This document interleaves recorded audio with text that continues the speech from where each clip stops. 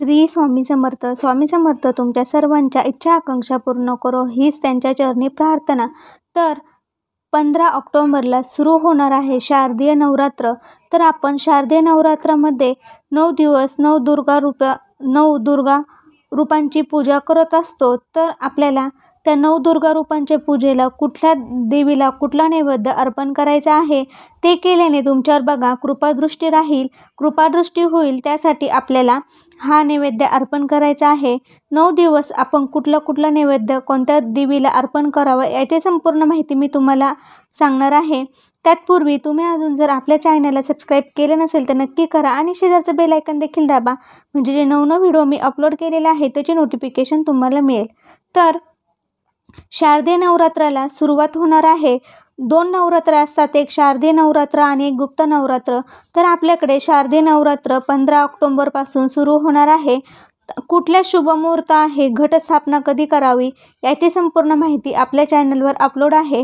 त्याचप्रमाणे 9 दिवस आपण कुठल्या 9 फुलांच्या माळी घालाव्या याचा व्हिडिओ देखील आपल्या चॅनलवर अपलोड केलेला आहे. तो तुम्ही अजून बघितला नसेल तर नक्की बघा.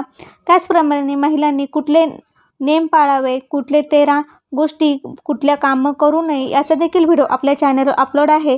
तो तुम्ही जर अजून बघितला नसेल तर नक्की बघा. तर शारदीय नवरात्र आज चैत्र नवरात्रीचा म्हणजे शारदीय नवरात्राचा दिवशी आपल्याला 9 दुर्गा देवी रूपांची पूजा करायची असती. तर 9 दिवस माता राणीला प्रसन्न करण्यासाठी रोज वेगवेगळा नैवेद्य अर्पण केला जातो. त्याचीच मी तुम्हाला आज संपूर्ण माहिती सांगणार आहे. तर नवरात्रीत 9 दिवस आईच्या 9 रूपांची पूजा केली जाते. नवरात्रीच्या पहिल्या दिवशी शैलपुत्री मातेची पूजा केली जाते. या 9 दिवसात मातेला 9 प्रकारचे नैवेद्य अर्पण केले जातात. नेमके कोणत्या प्रकारचे हे नैवेद्य आहेत ते आपण बघूया. तर पहिला दिवस आहे नवरात्रीच्या पहिल्या दिवशी घटस्थापना करून आई शैलपुत्रीची पूजा केली जाते. या दिवशी मातेला गाईच्या तुपाची मिठाई अर्पण करावी, त्यामुळे सर्व प्रकारचे आजार बरे होतात. तर पहिल्या दिवशी आहे केसरी कलर. तर आपल्याला शैलपुत्री देवीची पूजा करायची आहे आणि शैलपुत्री देवीला गाईच्या शुद्ध तुपाची जी मिठाई आहे, कोणतीही मिठाई असो ती एक मिठाई आपल्याला अर्पण करायचं आहे. दुसऱ्या दिवशी ब्रह्मचारिणी मातेची पूजा केली जाते. त्याला साखरेचा पंचामृताचा प्रसाद आवडतो.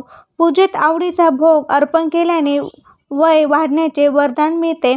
त्यासाठी आपल्याला दुसऱ्या दिवशी ब्रह्मचारिणी मातेची पूजा करायची आहे. दुसरा रंग आहे पांढरा. तर ब्रह्मचारिणी मातेची पूजा करून आपल्याला साखरेचा पंचामृताचा प्रसाद त्या देवीला आवडतो तो भोग आपल्याला अर्पण करायचा आहे. तर तिसरा दिवस आहे. तिसऱ्या दिवशी चंद्रघंटा मातेची पूजा केली जाते.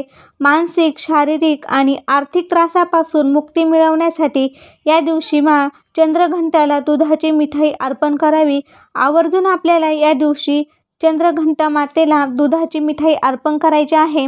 तर ह्या 3 दिवशी आपण अशा प्रकारचे नैवेद्य देवीला अर्पण करायचे आहे. तसेच चौथ्या दिवशी आपल्याला नवरात्रीचा चौथ्या दिवशी कुशमांडाची पूजा केली जाते. मालपुआचा नैवेद्य त्याला अर्पण केल्याने बुद्धिमत्ता वाढते आणि निर्णय क्षमता वाढते. तर यासाठी आपल्याला चौथ्या दिवशी कुष्मांडा देवीची पूजा करायची आहे. मालपुआचा नैवेद्य अर्पण करून आपल्याला त्याला भोग द्यायचा आहे. हे केल्याने बुद्धिमत्ता वाढते आणि आपण जे काही निर्णय घेत असतो, म्हणजे आपण कुठल्याही अडचणीमध्ये असेल, आपल्याला कुठला निर्णय घ्यावा हे कळत नसेल, तर ह्या देवीला हा भोग अर्पण केल्याने, हा नैवेद्य अर्पण केल्याने निर्णय क्षमता वाढते. नवरात्रीच्या 5व्या दिवशी सकत मातेची पूजा केली जाते. मातेच्या या रूपाला केळीचा प्रसाद अर्पण केल्याने व्यक्तींना उत्तम आरोग्य आणि रोगापासून मुक्ती मिळते. तर 5व्या दिवशी आपल्याला सकत मातेची पूजा करायची आहे. सकत मातेची पूजा केल्याने बघा आपल्याला बुद्धिमत्ता, आरोग्य आणि रोगापासून मुक्ती मिळते. तर या दिवशी आपल्याला केळीचा प्रसाद अर्पण करायचा आहे. तर 6व्या दिवशी कुटुंबात गोडवा टिकवण्यासाठी 6व्या दिवशी कात्यायनीला कृपा करा. मातेच्या या रूपाला मध आणि गोड पान अर्पण करावे, त्यामुळे घरात सकारात्मक वातावरण निर्माण होते. तर कात्यायनीला कृपा करून आपण मातेला या रूपात मध आणि गोड पान अर्पण करायचं आहे. म्हणजे तुम्ही जे पान असतो आपण खातो त्या पानाचा भोग देखील अर्पण करू शकतो. मध अर्पण केल्याने आपल्या घरामध्ये सकारात्मक वातावरण राहते. आपल्या घरामध्ये कधीच नकारात्मक गोष्टी घडत नाही. त्यामुळे 6व्या दिवशी आपल्याला देवीला ही एक गोष्ट अर्पण करायची आहे. 7वा दिवस कालरात्रीला संकटापासून मुक्ती देणारी देवी मानली जाते. त्यांच्या पूजेमध्ये गुळापासून बनलेल्या वस्तूंचा नैवेद्य दाखवावा. त्यामुळे शत्रूंवर विजय मिळवण्याचा आशीर्वाद मिळतो. तर नक्कीच 7व्या दिवशी आपल्याला कालरात्रीला संकटातून मुक्ती देणारी देवी मानली जाते. कालरात्रीला आपल्याला गुळापासून बनलेल्या वस्तूंचा नैवेद्य दाखवायचा आहे. ते केल्याने बघा आपली शत्रूंवर विजय मिळवण्याचे आशीर्वाद मिळतात आणि देवी आपली सुटका करते. आपल्या शत्रूंवरून आपल्यावर जे काही वाईट परिणाम किंवा वाईट गोष्टी आपल्यावर शत्रू करत असतील ते कालरात्रीनी करून देत नाही. त्यासाठी नक्कीच तुम्ही गुळापासून बनलेल्या वस्तू या कालरात्रीनी मला अर्पण करायच्या आहे. 8वा दिवस नवरात्रीच्या 8व्या दिवशी महागौरीची पूजा केली जाते. धन, संपत्ती आणि संतान सुख मिळवण्यासाठी माता महागौरीला नारळ अर्पण करावा. यामुळे भौतिक सुख मिळते. तर नक्कीच आपल्याला महागौरीला नारळ अर्पण करायचा आहे. 8व्या दिवशी आपल्याला महागौरीला नारळ अर्पण करायचा आहे. भौतिक सुख मिळते. 9वा दिवस महानवमीच्या दिवशी माता सिद्धिदात्रीची पूजा केली जाते. या मातेला हरभरा, खीर, पुरी, हलवा अर्पण करा आणि नंतर 9 मुलींचे पूजन करून त्यांना खाऊ घाला. त्यामुळे घरात सुख समृद्धी नांदते. तर नक्कीच आपल्याला या दिवशी 9 मुलींना कन्यापूजन करून त्यांना जेवू घालायचं आहे. खीर, पुरी तुमच्या इच्छेनुसार इच्छेनुसार तुम्ही त्यांना अन्नदान करू शकता. त्यांना गरजू म्हणजे त्यांना जी वस्तू आवडती ती तुम्ही द्यायची आहे. तुमच्या इच्छेनुसार तुम्ही हे दान करायचं आहे.